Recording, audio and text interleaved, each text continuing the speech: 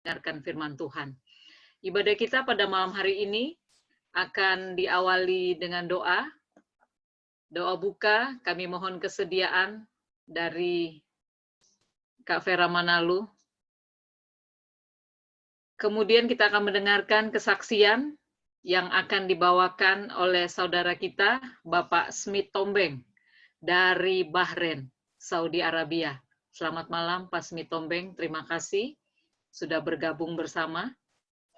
Lalu kita akan mendengarkan lagu pujian untuk Tuhan yang akan disampaikan oleh saudari kita, jauh dari Ambon Manise, Saudari Censia dan Saudara Jelvian Lengkong. Terima kasih sudah bergabung di DSKS malam hari ini. Dan renungan firman Tuhan akan disampaikan oleh hamba Tuhan, Pendeta B. Sagala, Sekretaris Eksekutif Uni Indonesia Kawasan Barat. Terima kasih untuk kesediaan Pendeta Sagala. Doa syafaat kita pada malam hari ini akan dipimpin oleh yang pertama, Kak Andri Suwandi dari Bandung. Terima kasih untuk kesediaannya Kak Andri. Dan yang kedua oleh Pendeta Bastian Purba.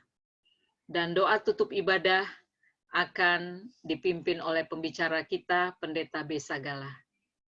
Baiklah Bapak Ibu yang dikasihi Yesus Kristus, kita akan memulai ibadah kita. Doa akan dipimpin oleh Kak Vera Manalu. Ya, mari kita tunduk kepala dan berdoa. Bapa di dalam kerajaan surga, terima kasih Tuhan. Oleh karena berkat Tuhan, pada malam yang ke-23 ini, kami boleh berkumpul kembali di dalam virtual prayer meeting untuk menyatukan doa-doa harapan kami ya Bapa di tengah-tengah kesesakan dunia pada saat ini.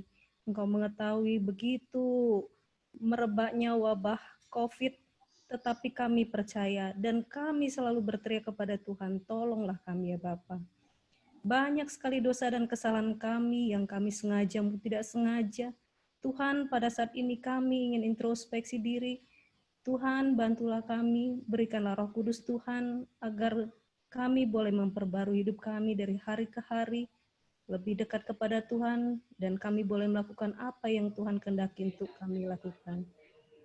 Biarlah Engkau berkati pembicara malam ini, Pendeta Binsar Sagala, dan juga kesaksian yang akan dibawakan oleh Bang Smith Tombeng. Dengan demikian kami boleh dikuatkan melalui hamba-hamba Tuhan ini, dan kami boleh selalu senantiasa bergantung kepada Tuhan sepenuhnya. Engkau berkati sahabat-sahabat kami yang hendak bergabung, biarlah sinyal malam hari ini dapat berjalan dengan lancar sehingga tidak terhalang untuk kami mendengar firman Tuhan maupun doa-doa kami akan dipanjatkan dengan sukacita. Terima kasih Engkau telah kumpulkan kami dari berbagai daerah Sabang sampai Merauke bahkan dari luar negeri. Kami percaya Tuhan akan hari tengah-tengah kami pada saat ini. Ampunkan segala dosa kami ya Bapa, di dalam nama Tuhan Yesus kami berdoa dan ucap syukur. Amin. Amin. Terima kasih Kak Vera. Kita akan mendengarkan kesaksian yang akan menguatkan kita pada malam hari ini, yang akan disampaikan oleh Bapak Smith Tombeng dari Bahrain, Arab Saudi. Kami persilakan Pak Smith Tombeng. Ya, terima kasih Kak Rina Pardosi ya. Terima kasih sama-sama. Baik, selamat sore dan selamat hari Sabat. Waktu setempat di sini di Al-Khobar masih hari Sabat di Saudi Arabia, sekarang pukul 4:15. Dan selamat minggu bekerja bagi teman-teman di tanah air. Ya, pertama-tama kita patut bersyukur pada Tuhan karena nafas hidup, kecukupan dalam kebutuhan sehari-hari dan juga berkat-berkatnya yang lain. Oleh karena itu tetaplah kita bersyukur dalam segala hal.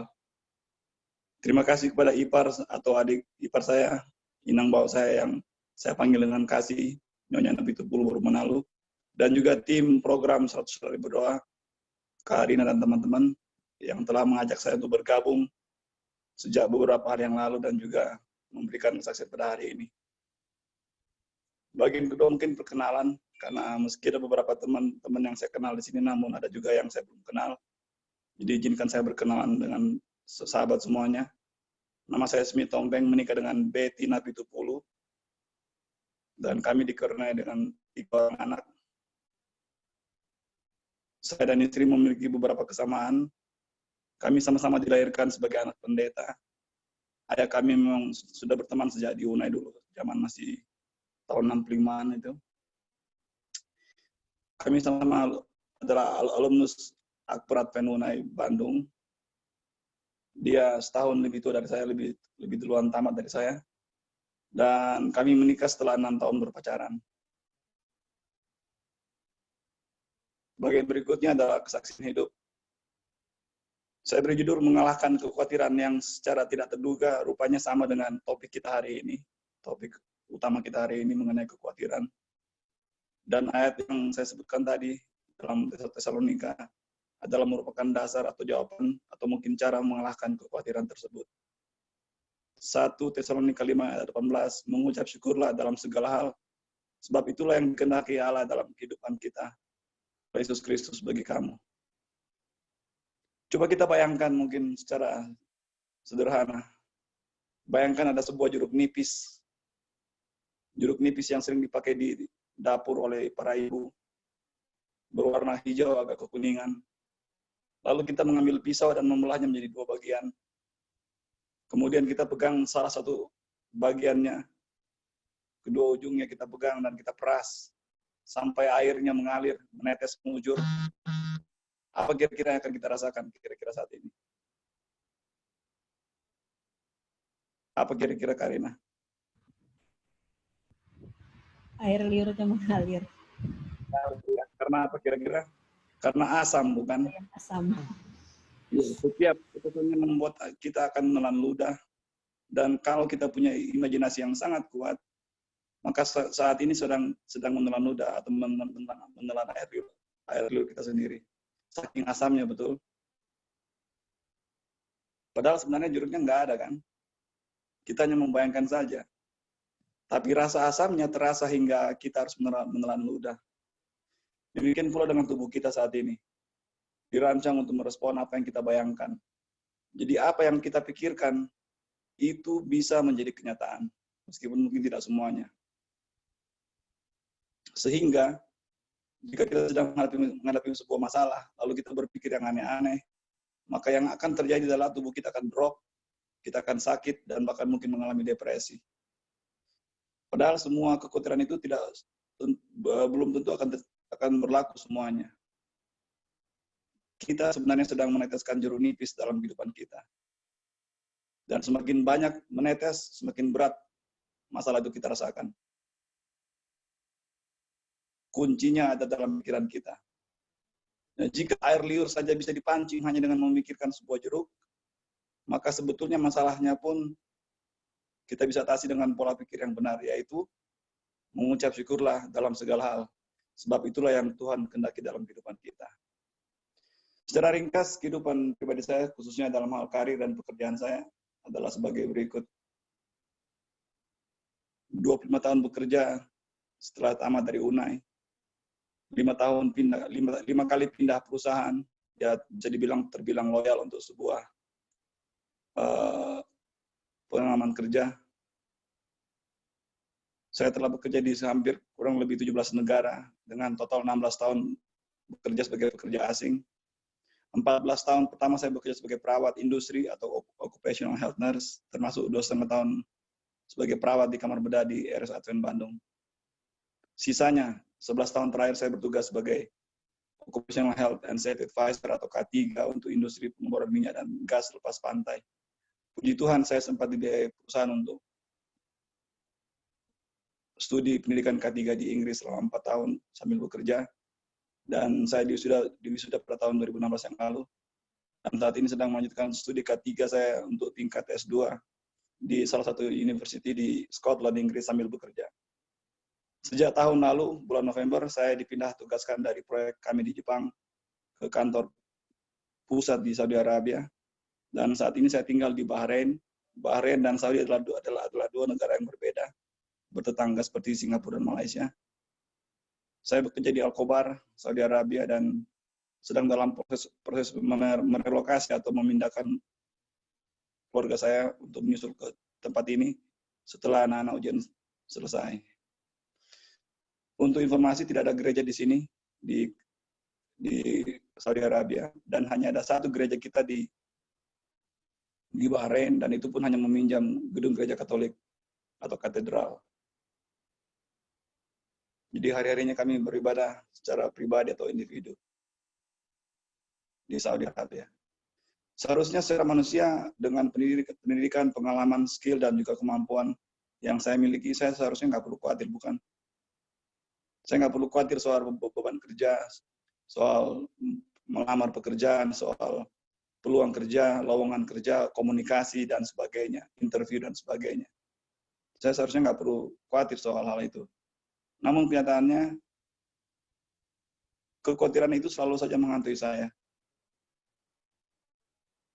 Yang saya ingin bagikan kepada saudara-saudara sekalian pada malam hari ini adalah mengenai bagian ketiga dari proses pekerjaan saya di perusahaan, yaitu ketika saya bertugas di sebuah perusahaan di Kalimantan Timur. 3 bulan pertama saya bertugas sebagai pegawai di laut, ya, sebagai offshore medic, lalu memperoleh peluang untuk promosi bekerja di kantor, dan sisanya selama 6 tahun berturut-turut saya bertugas sebagai seorang supervisor di perusahaan tersebut. Dan 5 tahun terakhir tugas saya itu, saya memperoleh nilai outstanding performance untuk setiap apa yang saya kerjakan. Saya mengerjakan berbagai hal, mengurus orang sakit, orang mati, orang sehat, binatang, dan juga mengurus budgeting, mengurus training, dan sebagainya, yang sebagian besar itu saya tidak pernah dapatkan dalam bangku kuliah. Saya bertugas di sana selama 6 tahun dan masuk sebagai pekerja di usia saya yang masih terbilang muda, yaitu 30 tahun. Memperoleh semua fasilitas yang ada, yaitu mobil dinas, apartemen, dan juga barang-barang lain yang diperlukan, tinggal angkat telepon, semua barang datang. Penghasilan yang diberikan cukup bagus, bahkan saya pernah memperoleh 3 kali kenaikan gaji dalam 1 tahun. Ada pinjaman ringan untuk memiliki rumah dan juga mobil, tinggal di kota kecil, bersih, aman, dan segala keperluan dasar ada tersedia. Ada kurang lebih 11 gereja kita di sana di distrik Balikpapan yang cukup bagi saya untuk bisa, kalaupun mau berpindah-pindah, bisa berpindah-pindah jemaat jika mau. Intinya tempat yang cocok untuk hidup, beribadah, dan bekerja hingga usia pensiun adalah harapan kami. Saya kira ini adalah harapan hidup bagi semua orang selagi kita masih hidup dalam dunia fana ini.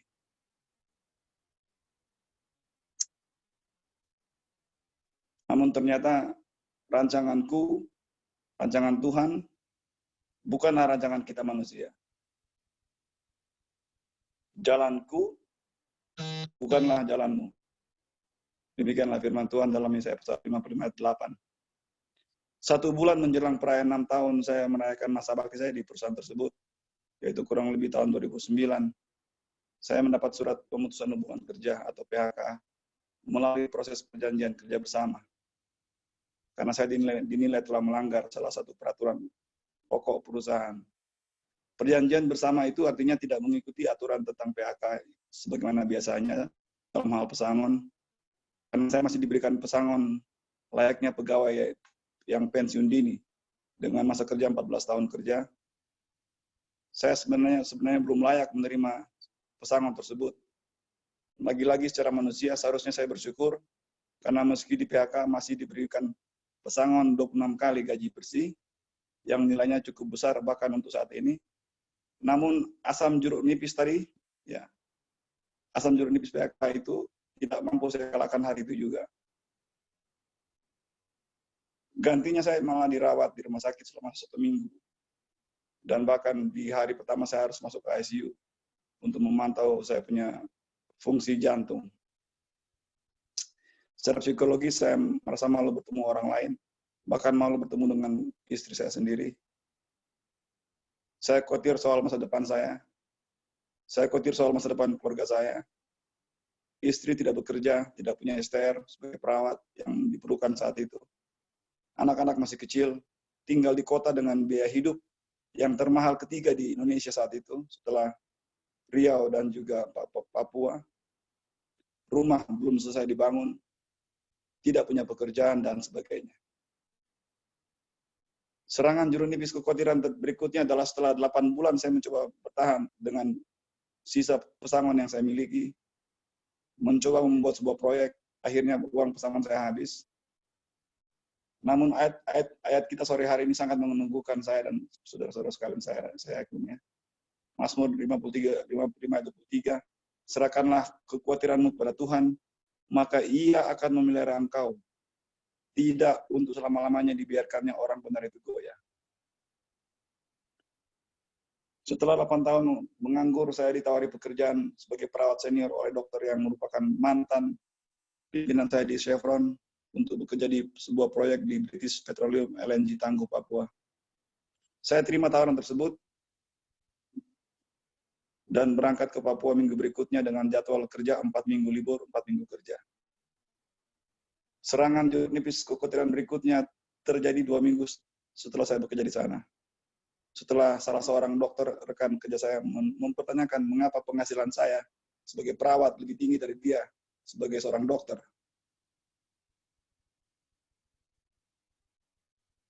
Saya memilih untuk tidak beradu argumen dengan dia, dan saya memohon maaf pada pimpinan perusahaan karena memutuskan untuk berhenti atau resign. Saya mendapat surat dari HRD bahwa penghasilan saya yang 2 bulan atau 1 bulan on duty dan 1 bulan off duty tersebut tidak akan dibayar perusahaan karena saya resign sebelum habis masa percobaan atau probation. Saya berdiskusi dengan istri saya dan saya terima konsekuensi tersebut, meski dokter yang menawarkan pekerjaan tersebut berupaya menahan saya.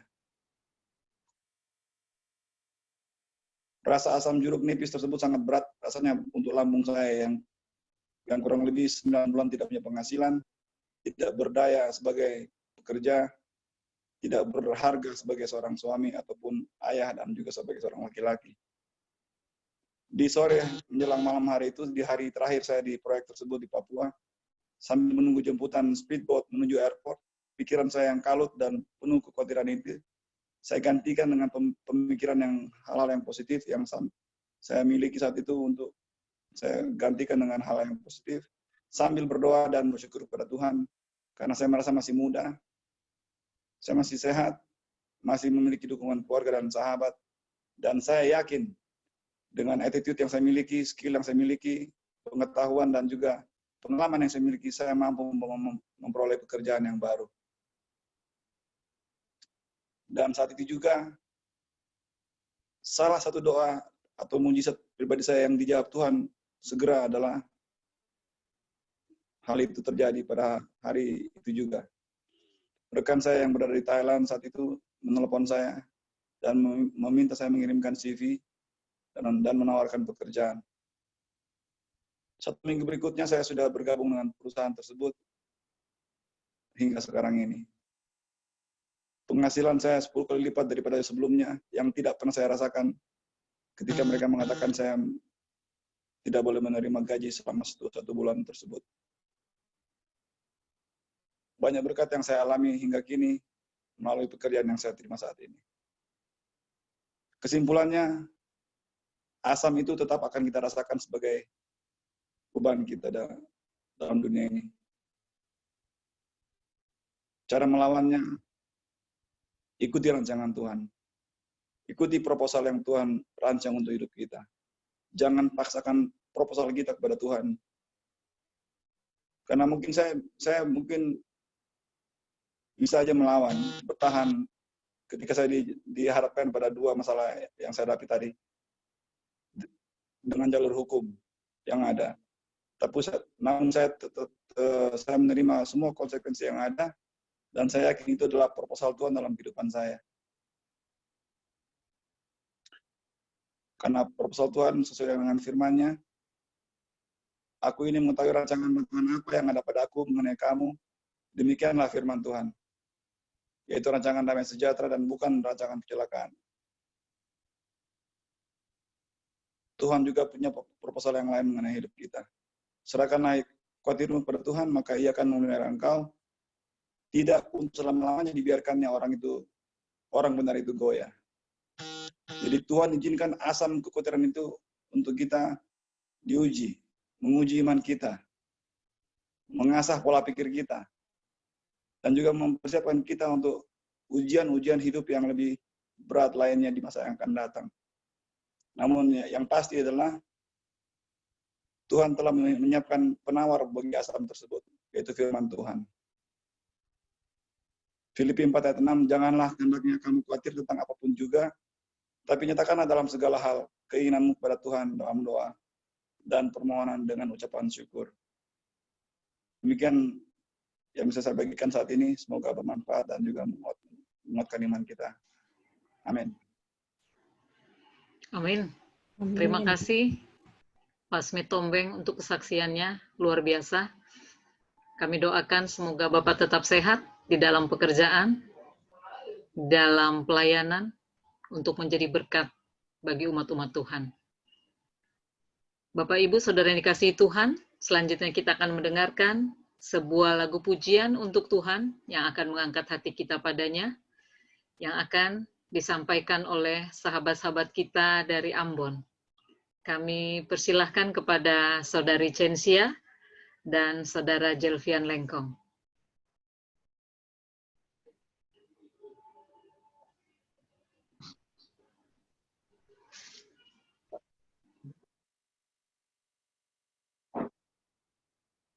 Selamat malam untuk Bapak Ibu semuanya. Seperti apa yang telah disampaikan tadi lewat kesaksian, malam hari ini kami akan membawakan sebuah lagu dengan judul He Will Carry You.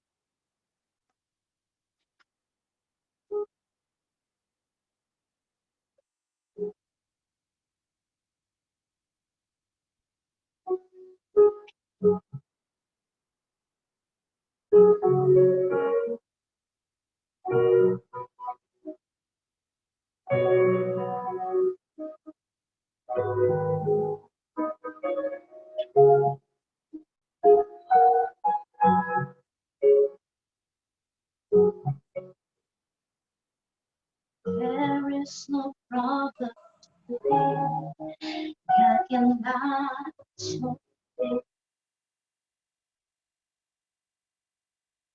There is no mountain to fall He cannot move it. There is no story to solve God cannot calm it. There is no sorrow too deep He cannot choose it. He will carry the weight of the world upon His shoulder. I know my brother that He will carry. He will carry the weight of the world upon His shoulder. I know my sister that He will carry. Tiada beban yang berat di dalam Tuhan.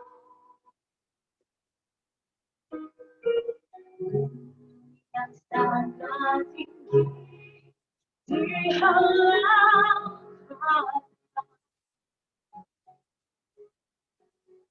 badai yang gelap di depan.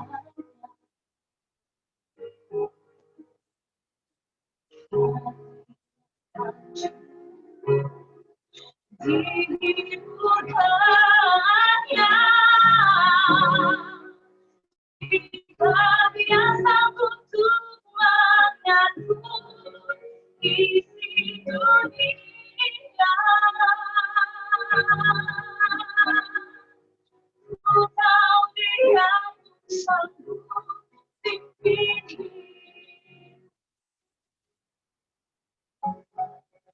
Jika dia tak butuh mengaku, jalan hidupku. Kau dia bersambung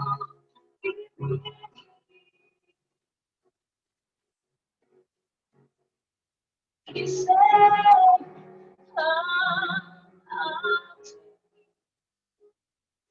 all who are weary and I will hear you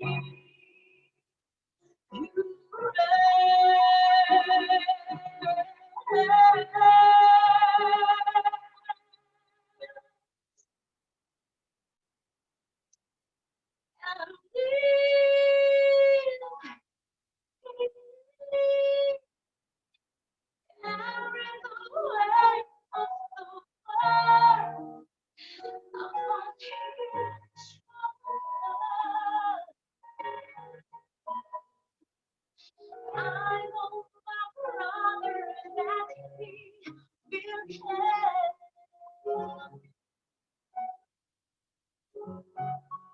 If he carry the weight of the world, on his shoulder. I know my sister that will care.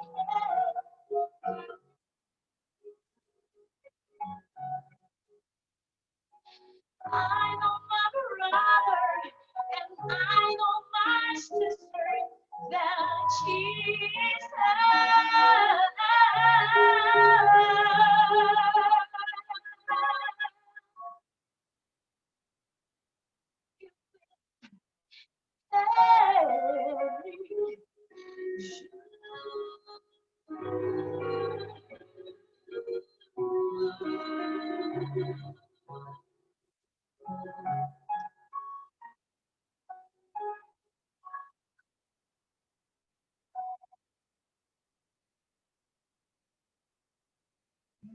Amin, puji Tuhan. Terima kasih, Saudari Censia dan Saudara Jelvian. Tuhan memberkati saudara-saudari dalam pelayanan lagu pujian. Bapak, Ibu, saudara-saudari yang kasih Tuhan, waktunya kita untuk mendengarkan renungan firman Tuhan yang akan disampaikan hamba Tuhan Pendeta Binsar Sagala. Kepada Pendeta Sagala, kami persilahkan. Boleh cek sound-nya, Pendeta?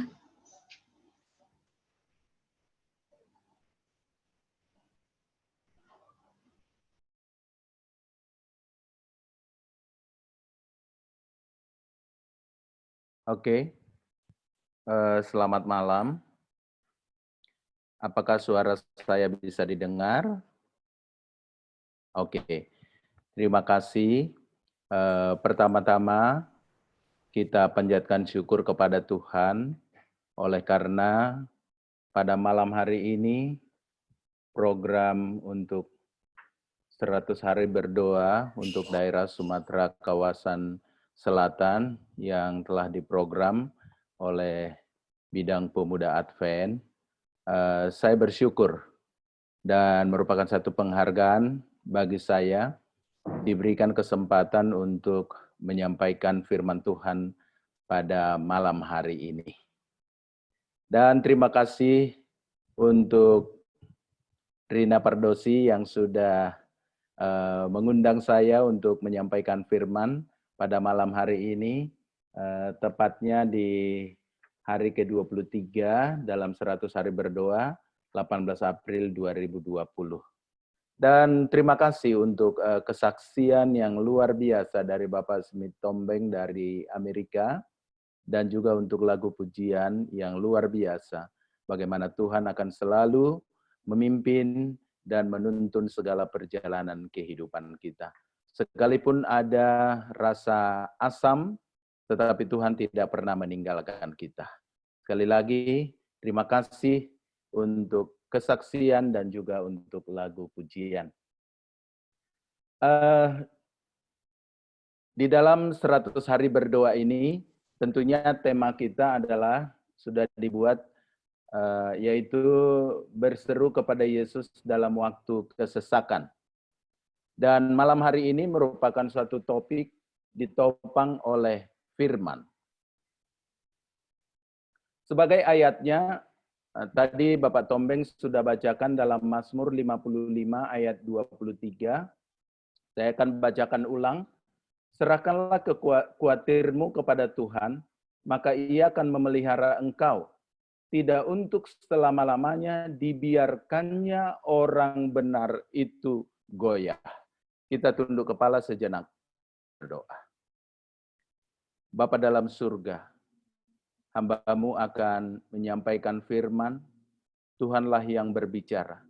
Sehingga pekabaran ini, firman ini, benar-benar kami dapat memahami, sehingga dalam perjalanan kehidupan kami, yang pada saat ini situasi yang tidak menentu, dengan adanya pandemi COVID-19, kami akan melihat bahwa Tuhan tidak pernah meninggalkan kami.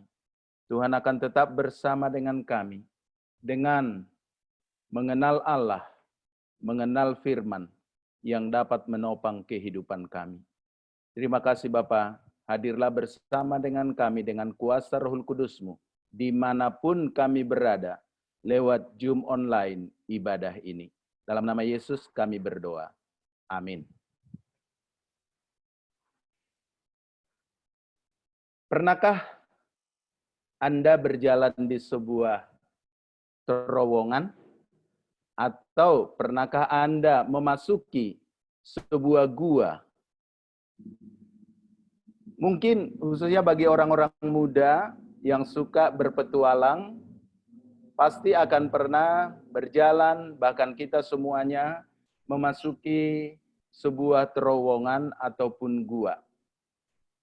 Kalau kita masuk di sana, situasinya pasti gelap. Pasti gelap.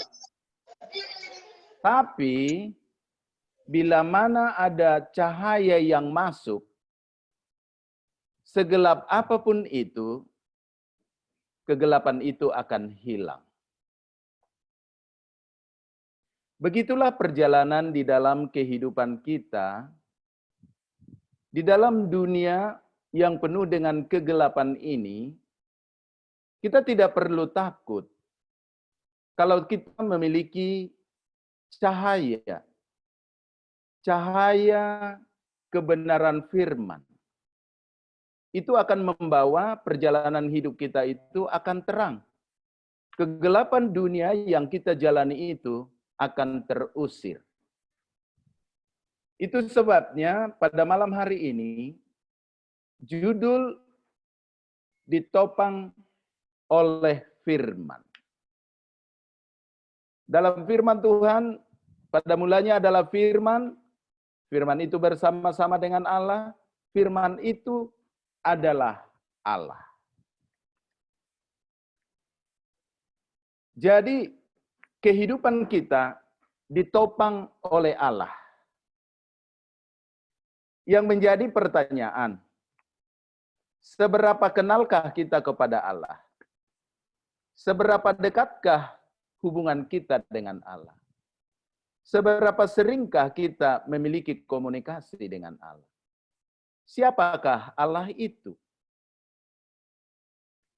Kalau kita baca di dalam Mazmur pasal 14 ayat 1, orang bebal berkata dalam hatinya, tidak ada Allah. Nah, kalau kita sebagai manusia tidak mengenal Allah, tidak tahu Allah, apa yang akan terjadi?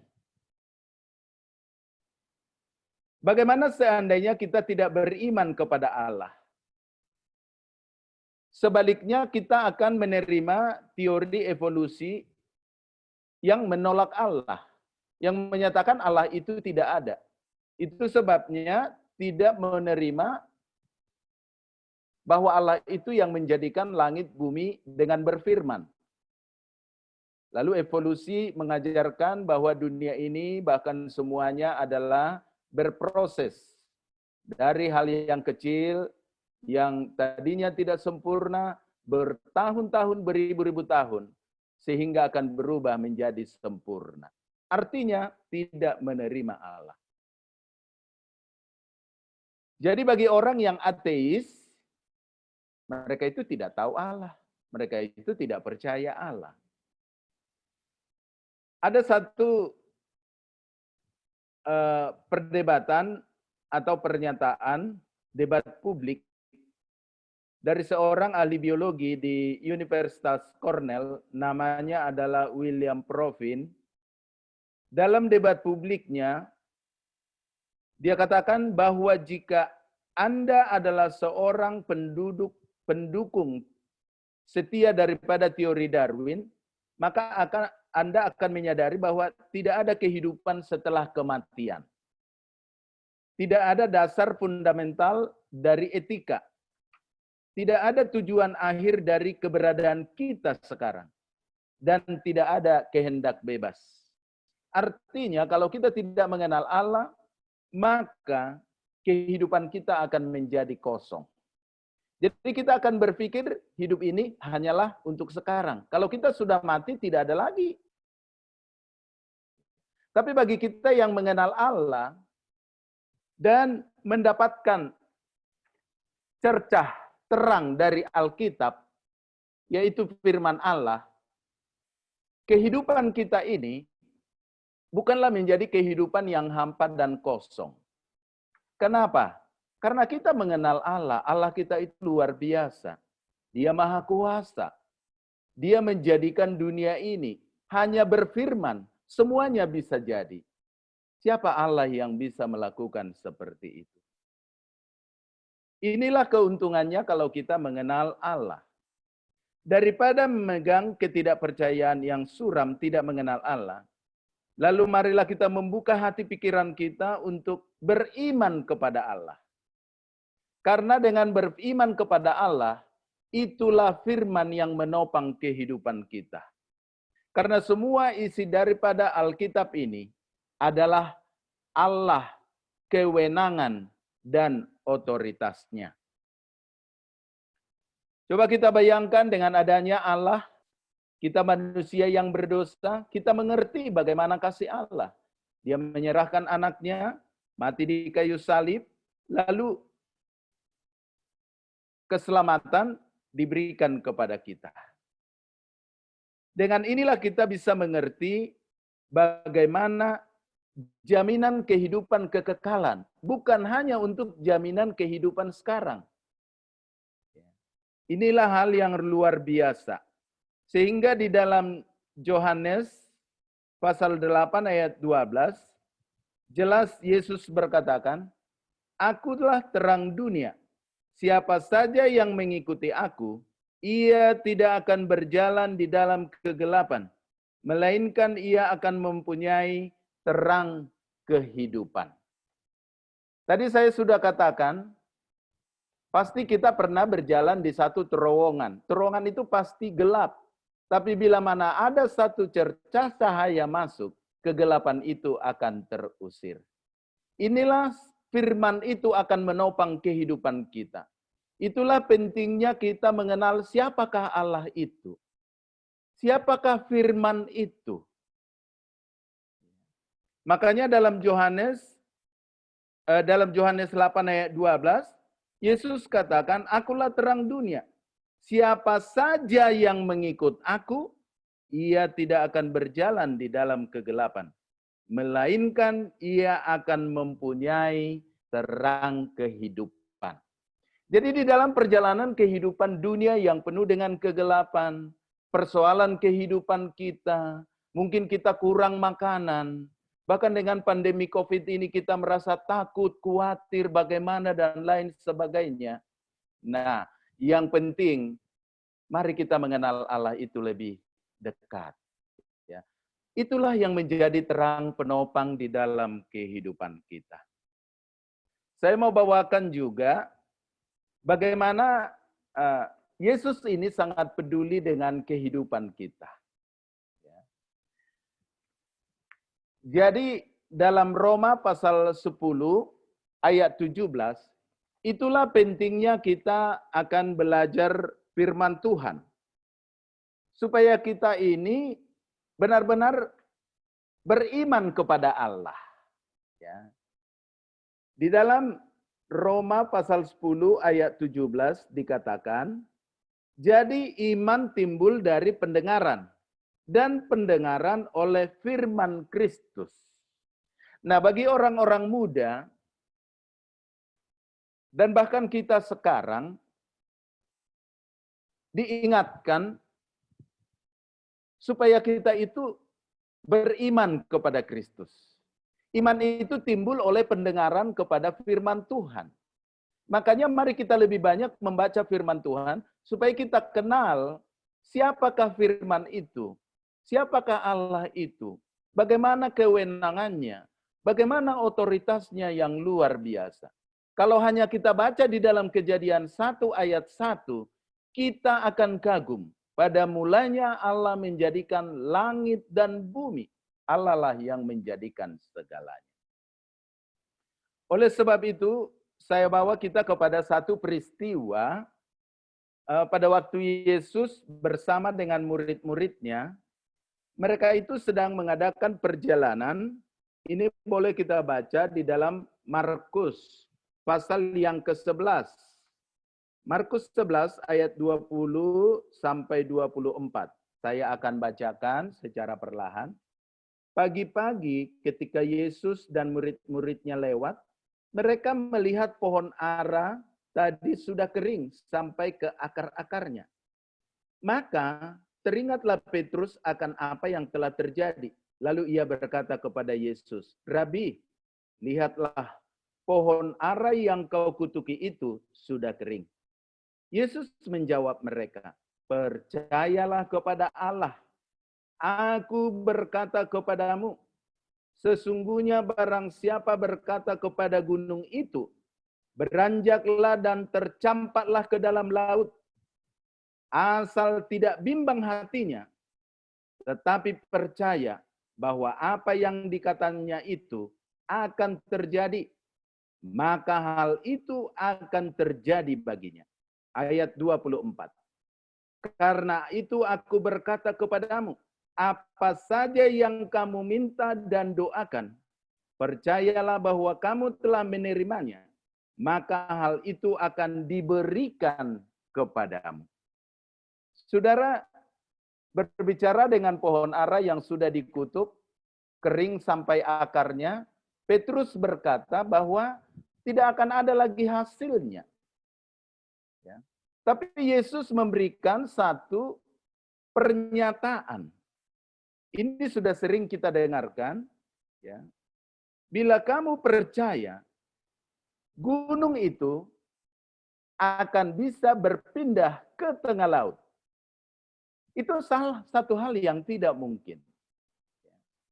Tapi Yesus menggambarkan ini kepada Petrus dan murid-muridnya. Kenapa kamu khawatir? Kenapa kamu takut? Hanya dengan melihat pohon ara yang sudah kering. Lebih daripada itu, kalau kamu berdoa dan percaya kepada Tuhan, kamu minta dengan betul-betul percaya, kalau kamu katakan pindahlah gunung itu ke tengah lautan sana, gunung itu akan beranjak. Apa artinya? Artinya, Yesus memberikan satu jawaban kepada mereka, kita tidak perlu takut di dalam menjalani kehidupan ini. Karena di dalam ayat 24 tadi, sangat jelas arti daripada kalimat Yesus. Gunung itu, kalau kamu berdoa dan percaya dengan iman yang betul-betul sungguh-sungguh, pindahlah gunung ke laut sana. Laut itu akan beranjak.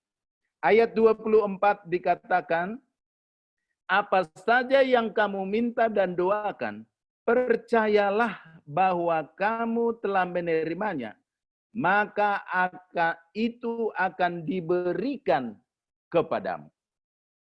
Artinya di dalam perjalanan kehidupan kita ini, satu hal yang tidak mungkin pun di dalam pikiran kita, kalau memang kita percaya kepada Allah, kita mengenal siapa Allah itu sebagai firman, itu akan bisa terjadi.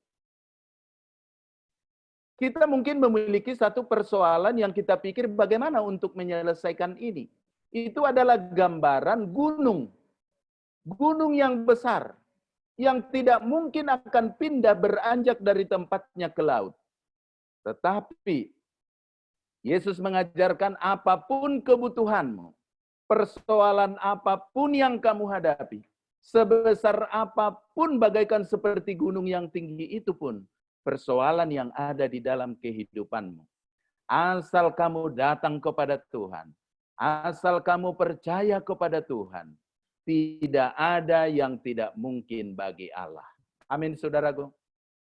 Amin. Itulah yang Yesus ajarkan. Artinya dia memindahkan gunung kekhawatiran, dia akan memindahkan gunung ketakutan, dia akan memindahkan gunung kepahitan dari dalam kehidupan kita. Kalau kita datang percaya kepada Allah, karena dialah yang akan menopang segala kehidupan kita. Yang menjadi pertanyaan, apakah kita mau datang kepada Tuhan? Apakah kita mau lebih mendekatkan diri kita kepada Tuhan? Kalau kita baca di dalam 2 Timoteus 1 ayat 12, ini adalah nasihat Paulus kepada Timoteus. Timoteus, kalau kamu mengerjakan pekerjaan di dalam perjalanan kehidupanmu sebagai pelayan Tuhan atau apapun pekerjaanmu, kamu akan memiliki banyak perjuangan. Bahkan kamu akan menderita. Sama seperti saya, Paulus katakan, saya ini menderita. Tetapi karena dia katakan kesaksiannya dalam 2 Timoteus 1 ayat 12, dinasehatkan kepada Timoteus begini. Itulah sebabnya aku menderita semuanya ini. Tetapi aku tidak malu, karena aku tahu kepada siapa aku percaya, dan yakin bahwa Allah berkuasa memelihara apa yang telah dipercayakannya kepadaku hingga pada hari Tuhan. Jadi kenapa Paulus tidak takut menjalani kehidupan ini dengan banyak perjuangan persoalan, karena dia tahu siapa Allahnya. Dia yakin dan percaya bahwa Allahnya sanggup untuk melepaskan dia dari segala perjuangan hidup itu. Dan Yesaya juga demikian. Nabi Yesaya berkata dalam Yesaya 12 ayat 2. Sungguh Allah itu keselamatanku. Aku percaya dan tidak gemetar. Sebab Tuhan Allah itu kekuatanku dan mazmurku. Ia telah menjadi keselamatan. Jadi firman itu adalah penopang kehidupan kita. Pentingnya kita mengenal firman itu. Penting kita mengenal Allah kita itu. Supaya kita berani mengatakan seperti Yesaya, sungguh Allah itu keselamatanku. Supaya kita berani mengatakan seperti Paulus, aku tahu kepada siapa aku percaya dan aku yakin bahwa Allah itu berkuasa untuk memelihara kehidupan. Nah, menjadi satu perenungan bagi kita. Bagaimana supaya iman kita bertumbuh? Ya, orang-orang muda, ya. Kalau kita tidak memiliki iman seperti yang saya katakan tadi, hidup ini akan kosong. Hidup ini tidak ada berpengharapan. Hanya berpikir kalau kita sudah mati ya sudah itu saja, ya. Tapi bersyukur kepada Allah. Allah memberikan rahasianya orang mati di dalam Tuhan hanya tidur. Ya, dan ada banyak ribuan janji-janji di dalam Alkitab bahwa Tuhan tidak pernah meninggalkan kita. Nah, di dalam tangan Allah kita akan aman. Ya. Di dalam tangan Allah kita akan aman. Karena memang dialah yang akan menopang kehidupan kita. Di dalam Lukas 1 ayat 38, Maria, kita tahu Maria mengalami satu persoalan hidup. Pada waktu dikatakan Maria akan melahirkan seorang anak, ya. Malaikat datang berbicara kepadanya, Maria, kamu akan melahirkan seorang anak. Lalu Maria ini takut. Lalu dia katakan, bagaimana aku bisa melahirkan anak? Sementara suamiku tidak ada. Apa kata orang? Ini satu persoalan yang sangat besar. Tapi karena Maria mengenal siapa Allah, ya, sekalipun itu pergumulan persoalan besar bagi seorang perawan yang tidak punya suami, tapi dia akan hamil, mungkin akan digosip orang. Jawaban daripada Maria, dia katakan, sesungguhnya aku ini adalah hamba Tuhan. Jadilah padaku menurut perkataanmu itu. Artinya di dalam kehidupan kita ini, sekalipun mungkin kita berpikir itu adalah sesuatu yang membawakan satu bencana bagi kehidupan kita, tapi kalau kita mengerti Allah itu siapa, kita tidak akan pernah takut. Kita akan mengatakan, ya Tuhan, jadilah kehendakmu seperti apa yang Engkau katakan itu. Karena Tuhan tidak pernah memberikan rancangan kecelakaan. Seperti Bapak Tombeng katakan tadi. Tuhan selalu memberikan rancangan kebahagiaan di dalam kehidupan kita. Di sini ada satu kisah. Ada seorang wanita yang bernama Jenny Guyon. Pada usia 16 tahun, dia dipaksa menikah dengan seorang pria yang cacat yang berusia 22 tahun. Nah, pada waktu itu dia merelakan dirinya, akhirnya dia menikah. Tetapi Jenny ini selalu direndahkan di tengah keluarga tersebut. Suaminya pun selalu merendahkan dia, bahkan mertuanya pun selalu mencela dia, mengkritik dia dengan kejam. Bahkan yang lebih hebatnya, pembantunya pun merendahkan dia. Walaupun Jenny ini selalu berusaha untuk mendekatkan diri supaya keluarganya bisa dengan baik menerima dia, tapi suaminya pun, mertuanya pun, bahkan pembantunya selalu menekan dia, mencerca dia. Akhirnya dia merasa tertekan. Dan yang lebih tertekan bagi kehidupannya karena suaminya melarang dia untuk pergi ke gereja. Tetapi saudara tahu, di dalam tekanan yang begitu besar di dalam kehidupannya, dia hanya ingat, saya akan bahagia bila mana ditopang oleh firman Allah.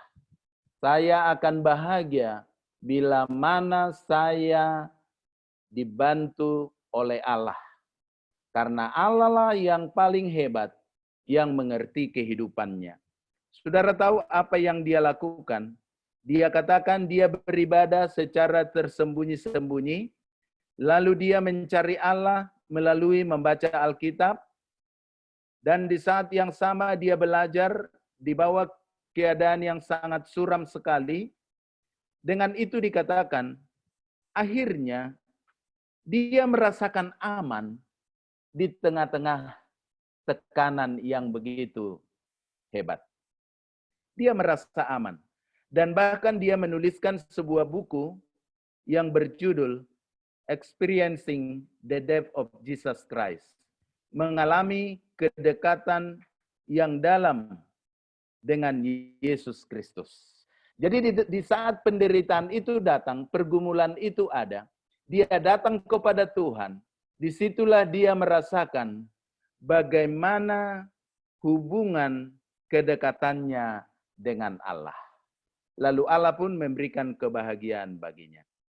Dengan kata lain dia katakan, sikap berserah kepada Kristus merupakan kunci untuk mendapatkan pemahaman yang sulit dimengerti. Sikap berserah adalah salah satu kunci di dalam kehidupan rohani.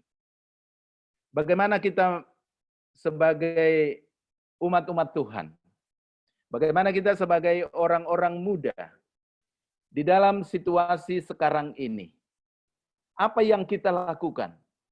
Di dalam tekanan yang kita hadapi, apakah kita menggerutu kepada orang tua, kepada pimpinan di kantor, kepada organisasi, atau sebaliknya, seperti Jenny Guyon ini, dia datang kepada Tuhan secara tersembunyi pribadi.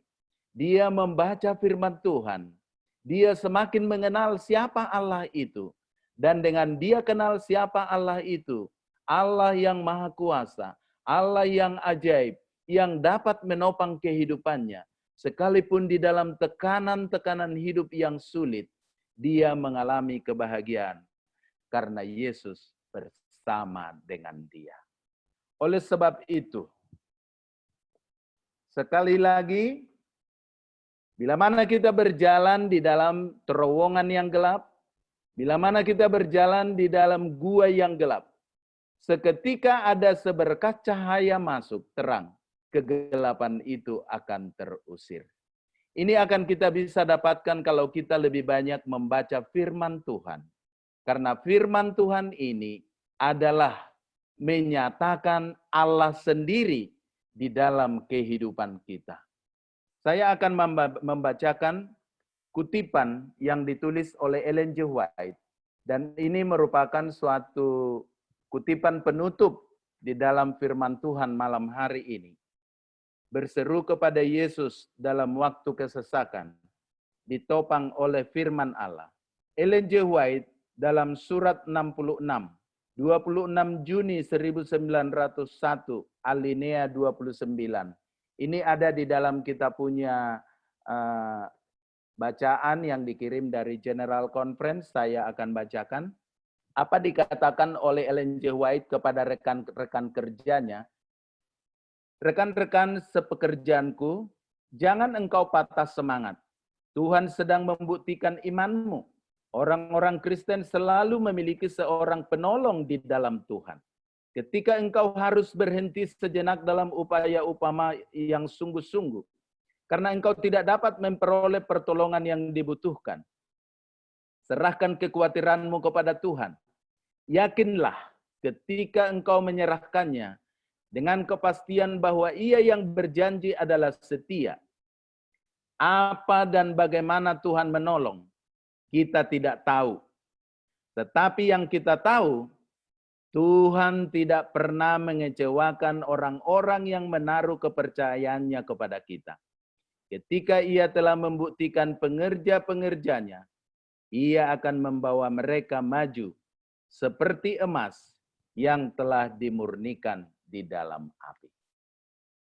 Apapun pergumulan kita, apapun persoalan kita, terutama menghadapi kehidupan yang tidak pasti sekarang, pandemi COVID-19 ini, ada 1001 macam cara Tuhan yang kita tidak mengerti.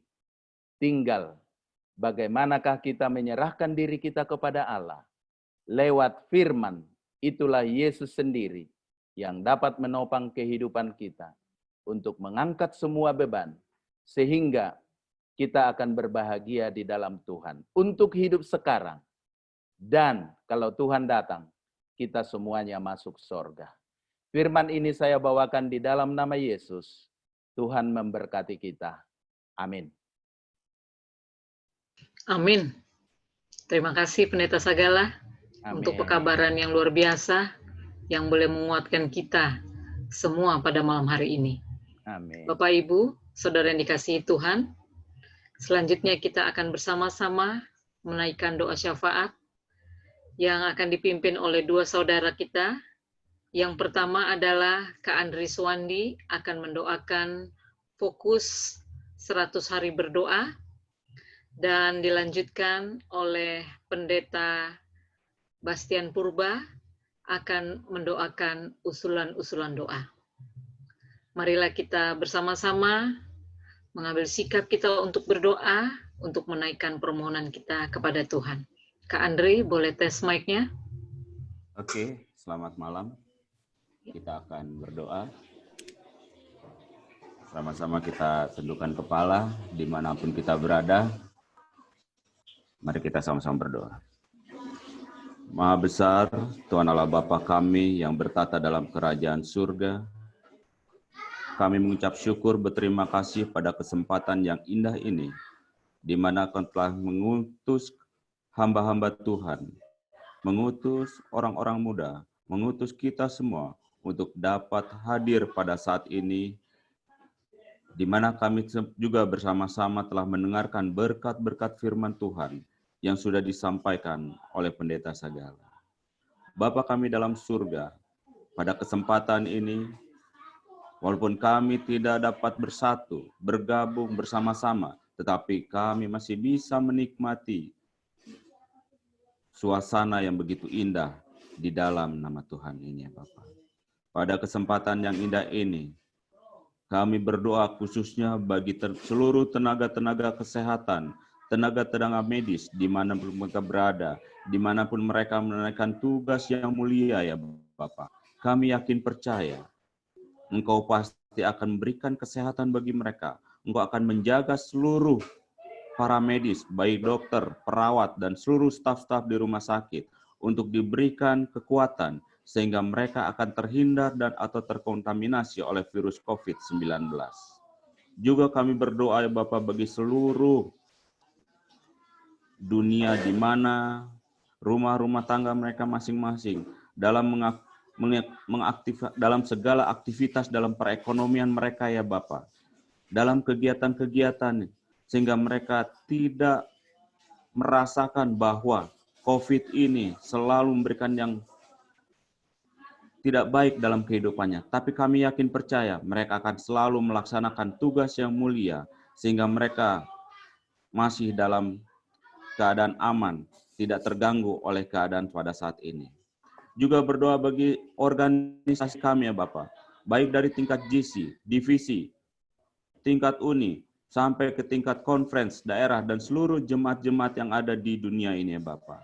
Kami berdoa agar mereka dapat menemukan cara-cara untuk menolong dan dapat juga mendukung dalam bisnis-bisnis yang mereka lakukan, sehingga mereka selalu dapat melakukan yang terbaik dan nama-Mu yang selalu dipermuliakan. Juga kami berdoa bagi anak-anak, bagi para ibu-ibu, berdoa juga dalam situasi yang berbahaya ini, supaya dihindarkanlah mereka ya Bapa dalam keadaan hal yang gini. Dan kami yakin dan percaya, Engkau selalu memberikan yang terbaik. Engkau selalu memberikan perlindungan, dan Engkau selalu akan menemukan cara-cara untuk menjangkau orang-orang yang rentan akan keadaan ini ya Bapa. Juga berdoa bagi orang-orang yang bekerja, baik di dalam perbankan, atau toko-toko, atau supermarket, atau bisnis yang lainnya, agar mereka selalu dilindungi dari virus corona ini ya Bapa. Dan mereka selalu berhadapan dengan orang-orang yang belum mereka kenal, tapi kami yakin percaya, Engkau akan menjamah orang-orang ini untuk tetap setia dan selalu dilindungi dalam kerjaan Tuhan ini. Dan kami berdoa juga bagi program doa 100 hari ini. Terima kasih Bapak atas kesempatan ini. Karena pada kesempatan ini kami bisa melakukan segala kegiatan ini. Pada malam yang ke-23 ini ya Bapak, dalam hal berdoa, kami masih bisa bersama-sama menikmatinya. Kami juga berdoa juga bagi sanak saudara kami di mana mereka berada ya Bapak. Supaya Engkau tetap selalu setia, Engkau tetap selalu memberikan yang terbaik bagi mereka, memberikan berkat-berkat yang limpah, memberikan kesehatan mereka, Bapak. Dan kami yakin percaya, Engkau akan selalu memimpin kami. Engkau selalu memberikan yang terbaik bagi kami, dimanapun mereka berada. Terima kasih Bapak atas kesempatan ini. Terima kasih atas berkat-berkat Tuhan. Terima kasih atas perlindungan yang telah Kau berikan kepada kami. Terima kasih atas kesehatan yang telah Kau berikan kepada kami. Karena doa-doa ini kami panjatkan kepadamu. Dan doa yang akan disambung oleh hamba-Mu ya Bapa. Terima kasih. Amin.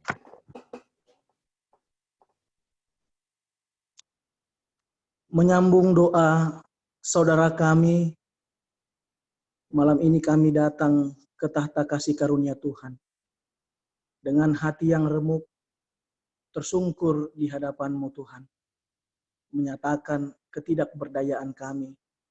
Dan kami membutuhkan pertolongan daripada-Mu. Kami datang menyampaikan permohonan-permohonan kami.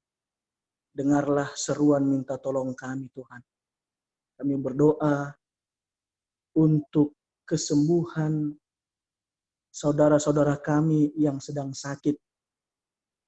Pendeta Ahamarbun, Pendeta Effendi Sianturi, Bapak Budiman Siregar, Bapak Ishak Suherman, Floyd Rebok, Ibu Nelly Runtu Borunenggolan, Bapak Daniel Martinus, Pendeta Asep Supriyatna, Ibu Ginting, Roike, Pendeta Stephen Rantung, dan Ibu Lamria Mamora Tambunan, Ibu Lili Pinontoan, Ibu Tuturong, mertua Bapak Budi Darmadi, Bapak D. Pakpahan, Bapak Anton Silalahi, bahkan mungkin ada saudara-saudara kami yang sedang lemah membutuhkan pertolongan Tuhan.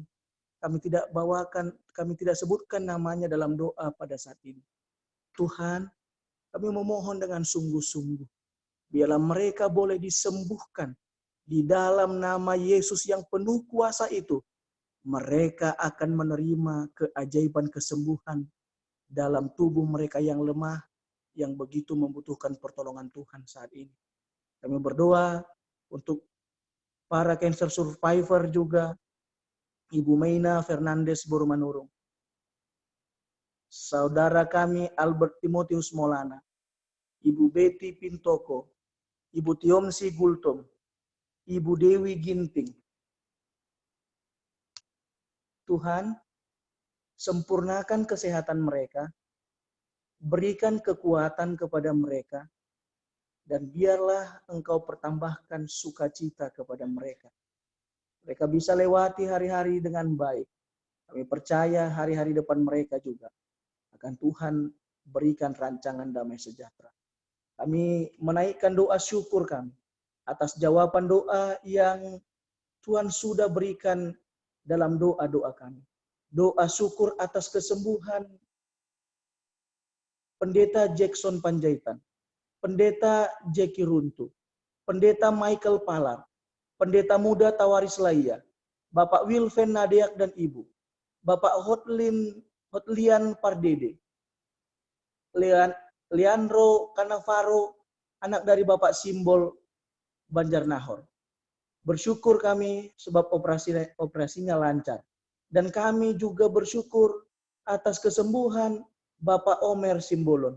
Tuhan, biarlah Engkau yang akan menyertai, memberkati, dan mengkaruniakan kesembuhan yang sempurna hari demi hari kepada mereka. Kesehatan yang berlimpah-limpah. Begitu juga kami menyampaikan permohonan, penyertaan dan berkat pada malam hari ini. Kepada para tim medis kami yang berjuang penuh dengan kesungguh-sungguhan mengatasi wabah corona yang sedang menjadi pandemik pada saat ini. Kami berdoa untuk seluruh pegawai Rumah Sakit Advent Medan, Bandar Lampung, baik Manado, dan juga Bandung. Kami memohon juga, biarlah Tuhan memberkati, menyertai seluruh relawan yang berada di garda terdepan. Diberikan kekuatan dan kesehatan kepada mereka. Sahabat kami Dior Manta Tambunan, Yetro Sinambela, Piliana Endang Saputra, dan juga kami memohon Tuhan, orang-orang muda yang sementara mencari pekerjaan pada saat ini, dan juga sedang mencari jodoh pasangan hidup. Tuhan, berikan yang terbaik, tunjukkan kepada mereka pekerjaan yang layak dan pasangan yang seiman dan sepadan. Kami mendoakan sahabat kami, keluarga Firman, dan juga Siva, yang saat ini sedang menantikan kelahiran anak pertama mereka. Tuhan menolong proses kelahiran agar keluarga ini disempurnakan dalam sukacitanya. Dan kami juga berdoa untuk Bapak Robert Damaling agar bisa mendapat tiket pesawat pada tanggal 2 Mei untuk pulang dari Houston, Texas, Amerika Serikat ke Indonesia. Karena dampak dari wabah corona banyak penerbangan yang dibatalkan. Tuhan, Engkau sumber pertolongan kami. Tolonglah saudara kami, Bapak Robert Damaling ini. Kami berdoa juga untuk Leandro Cannavaro dalam proses pemulihan pasca operasi pengangkatan ginjal di sebelah kiri. Tuhan, biarlah anak kami ini, biarlah adik kami ini ditopang oleh Tuhan dalam masa pertumbuhannya.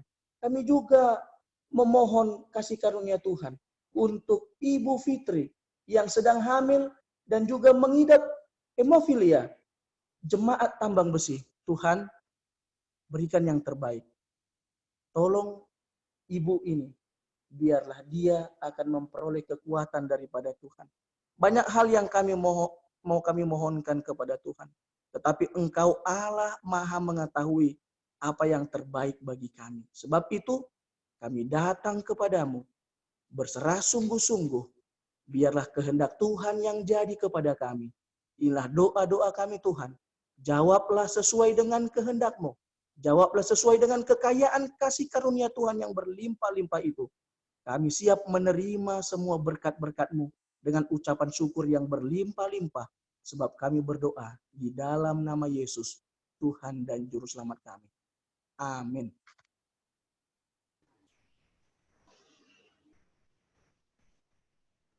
Amin, terima kasih. Bapak Ibu Saudara dikasih Tuhan, kita sudah menyelesaikan rangkaian ibadah kita pada malam hari ini. Kami mengucapkan terima kasih untuk semua partisipan.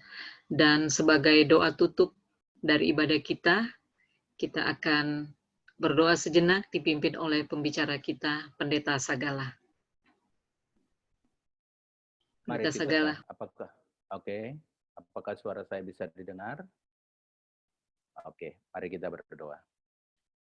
Bapa kami dalam surga, Engkaulah Allah kami, Engkaulah Tuhan kami, tidak ada yang lain. Besarlah kuasa-Mu, ajaiblah Engkau ya Tuhan. Terima kasih dalam ibadah 100 hari berdoa yang diprogram dari orang-orang muda di Sumatera kawasan selatan. Terima kasih Bapak, malam hari ini kesaksian dan juga doa-doa kami dan firman yang sudah kami dengarkan lewat suara Tuhan menguatkan kehidupan kami dan mengingatkan kami Tuhan bahwa firman adalah penopang kehidupan kami. Firman itu adalah Allah sendiri yang kami kenal melalui Yesus Kristus, melalui alam semesta, bahkan membaca firman Tuhan. Tuhan tolong kami agar kami dapat mengenal Engkau, sehingga kami dapat menyaksikan seperti Paulus. Kami tahu kepada siapa kami percaya, kami tidak pernah takut. Seperti Yesaya juga mengatakan, aku tahu kepada siapa aku percaya, aku tidak pernah gemetar di dalam kehidupanku. Biarlah Tuhan di dalam menjalani kehidupan yang tidak menentu sekarang ini, semua kami umat-umat Tuhan tidak akan pernah takut dan gemetar, karena kami tahu Allah kami Allah yang maha kuasa, yang dapat memindahkan gunung berpindah ke tengah laut, yang menyatakan bahwa doa-doa kami yang kami sudah panjatkan Tuhan, itu adalah merupakan gunung yang besar di dalam persoalan kehidupan kami. Kami sudah serahkan kepada Tuhan, kami percaya Tuhan akan pindahkan semuanya itu menjadi berkat bagi semuanya lewat doa-doa dan bahkan pergumulan yang belum kami sampaikan Tuhan. Tolong supaya dengan cara Tuhan beribu satu macam yang tidak mungkin bagi kami, semuanya mungkin bagi Tuhan. Terima kasih Tuhan ibadah kami sepanjang malam ini. Dan akan dilanjutkan lagi ke malam-malam yang akan berikut dalam 100 hari berdoa. Kami akan beristirahat malam ini. Sebelumnya Tuhan, kami mohon berkat-Mu. Marilah kita terima berkat Tuhan. Tuhan akan memberkati dan melindungi engkau. Tuhan menyinari engkau dengan wajah-Nya dan memberi engkau kasih karunia. Tuhan akan menghadapkan wajahnya kepadamu dan memberi engkau damai sejahtera. Kiranyalah kasih karunia Tuhan Yesus Kristus dan kasih Allah dan persekutuan Roh Kudus akan menyertai kita dari sekarang sampai Maranatha Tuhan datang, kita masuk surga. Dalam nama Yesus kami berdoa. Amin. Amin. Terima kasih Bapak Ibu, saudara-saudara yang dikasihi Tuhan, sudah bergabung pada malam hari ini. Kami juga mengucapkan terima kasih untuk semua partisipan. Terima kasih Pendeta Sagala, Tuhan berkati Pendeta. Terima kasih Bapak Smith Tombeng, Tuhan selalu memberkati. Terima kasih Censia dan Jelvian, Tuhan berkati dalam pelayanan dan semua kita yang hadir pada malam hari ini. Kita akan mendengarkan pengumuman yang akan disampaikan oleh Kak Vera. Pada Kak Vera, kami persilakan.